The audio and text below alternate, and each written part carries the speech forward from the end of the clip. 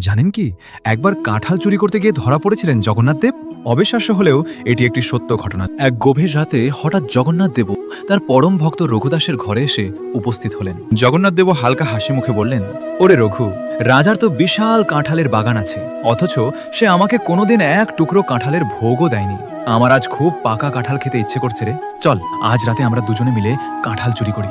জানিস তো, চুরি করে খাওয়ার মজাই আলাদা। প্রভুর মুখে এমন কথা শুনে রঘুদাস তো হতবাক। তবুও প্রভুর ইচ্ছা অমান্য করার সাধ্য কার? অন্ধকারে দুজনে মিলে চুপি চুপি ঢুকলেন রাজার বাগানে। রঘুদাস গাছে উঠলেন আর প্রভু নিচে দাঁড়িয়ে রইলেন। জগন্নাথ দেব বললেন, রঘু, ওই বড় কাঁঠালটা ছিঁড়ে নিচে ফেলে দাও, আমি ধরে নেব। কিন্তু রঘুদাস কাঁঠালটি ফেলতেই এক বিকট শব্দ হলো। সেই শব্দ শুনে পাহারাদাররা চিৎকার করে ছুটে এলো। ঠিক সেই মুহূর্তেই জগন্নাথ দেব অদৃশ্য হয়ে গেলেন আর একা ধরা পড়ে গেলেন বেচারা রঘুদাস।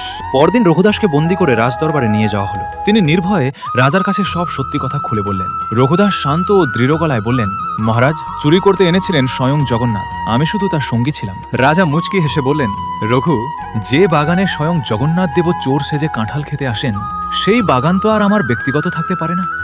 আজ থেকে এই কাঁঠাল বাগান আমি প্রভুর নামেই উৎসর্গ করলাম। সেই বাগান আজও পুরীতে সগৌরবে বর্তমান। আপনি যদি জগন্নাথ দেবের ভক্ত হন, তবে কমেন্টে লিখুন, জয় জগন্নাথ। Download ShareChat.